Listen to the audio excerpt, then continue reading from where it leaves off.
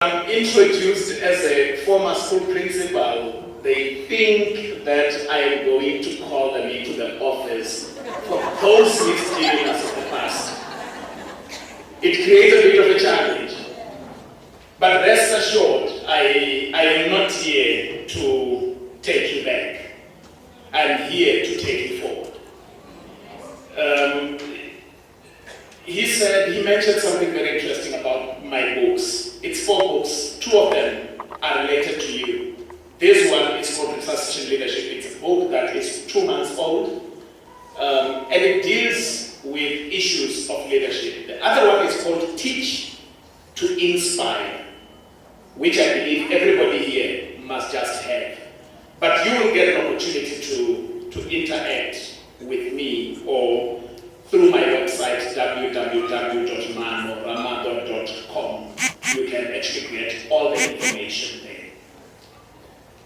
there. Yesterday morning we were having a conversation on radio because there is a constitutional judgment that was passed on a couple of days ago. In fact, I could be safe to say on Wednesday or Thursday, about spending. And do you know who the greatest spankers are? They are ECD teachers.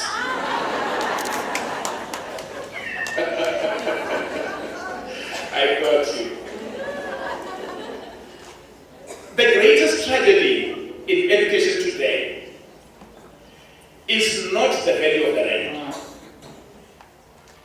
A lot of people who talk about the value of the rand, money is too tight to mention and things like that. It is not the value of the rand. And it is also not global warming. You can feel now people are blowing the air towards themselves. It's not even global warming. The greatest tragedy that we have in this country at the moment is an unconscious teacher.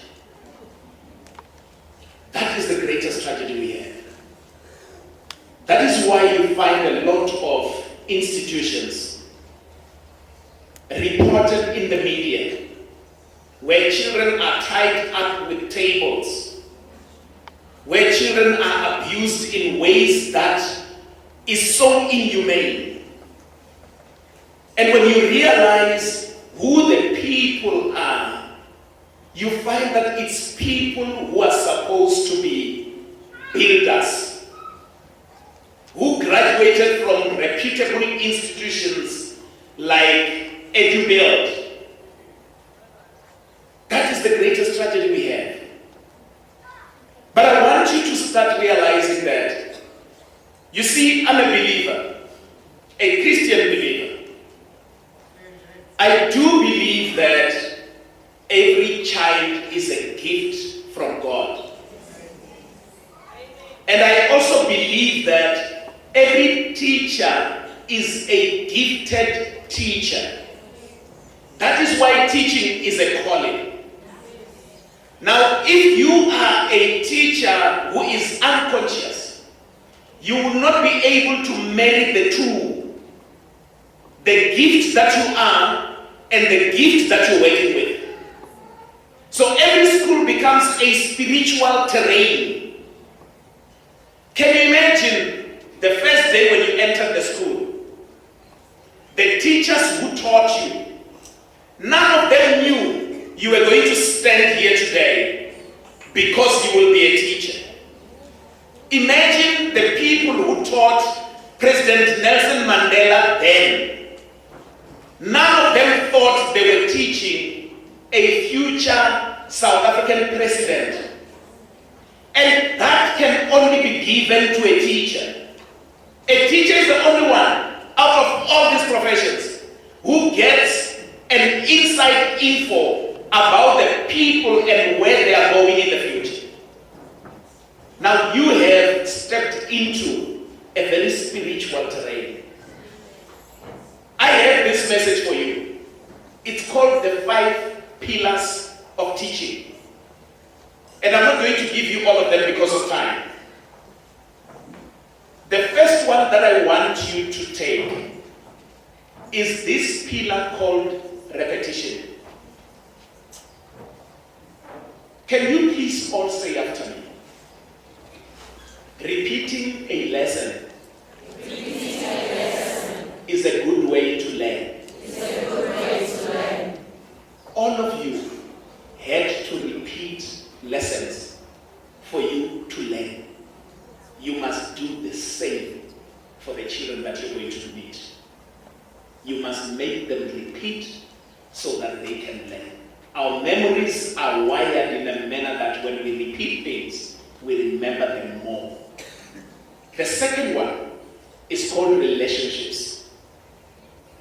You can never teach if you are unable to form functional relationships. You make relationships with your instructors now. You're going to make relationships with your colleagues in the workplace. You would make relationships with the teacher, with the learners that you're teaching. Building relationships is a second pillar of teaching. The third pillar is consistency. You see, you cannot teach people today and tell them coming late is not appropriate. But tomorrow, coming late because it's so and so's child, it is now acceptable. You need to be very consistent with what is appropriate and what is inappropriate. What is not right today must not be right tomorrow. Because when you do that, you confuse those that you teach. The fourth one, which I'm going to end with, is this one which I'm very passionate about. It's called outcome. You see, when you are teaching, and especially you at the ground level, when you're teaching children whom nobody knows where they are going, you are busy building the foundation of a future outcome that is only going to be seen 12, 13 years later. You mess it up, you mess the entire structure. So have this outcome in mind every day when you step into the class. What is it that you want to see out of this child who is 6, 5 years old? What is it that will make you proud when you meet this child 13, 14 years later? It's an outcome.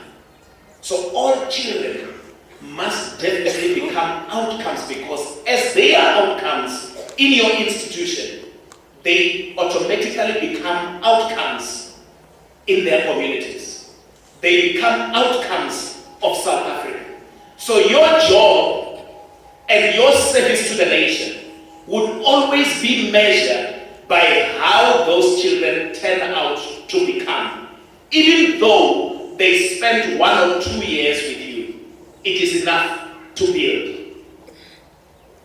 Now I want you to start thinking about the role that you have and all the people that you have seen in the past. Can I guarantee you that even in the institutions where you are, you're going to come across conflicting situations? And I always give this example. When it is winter for porcupines, they get very cold.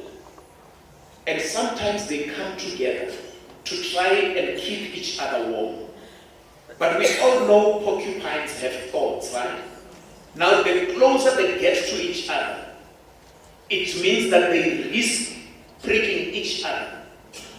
But they need each other's warmth. In the process, when they are together, it means that each one of them has a responsibility of not pushing too much, because if they do, they help the others. Now think about it. If one porcupine gets excited and releases one thorn, and it pricks the other, and the other one gets excited and pricks the other, before they know it, all of them will be dead. Now, why am I saying this? I'm saying this because wherever you're going to find yourself working, you're going to work with other people. And you will need to collaborate regardless of how difficult the situation is, you will need to work with them regardless of how much you like or dislike them. It is not your responsibility to like or dislike. What is your responsibility? Is to make sure that those that are coming for service, they receive the best service. And that is the responsibility you have.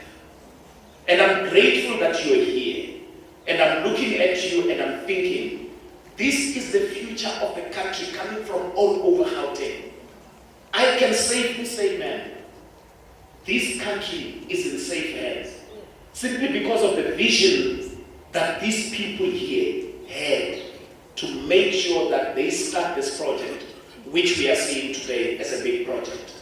And I guess each one of you appreciate exactly what is happening. I wish you could clap hands for yourself. Just for you.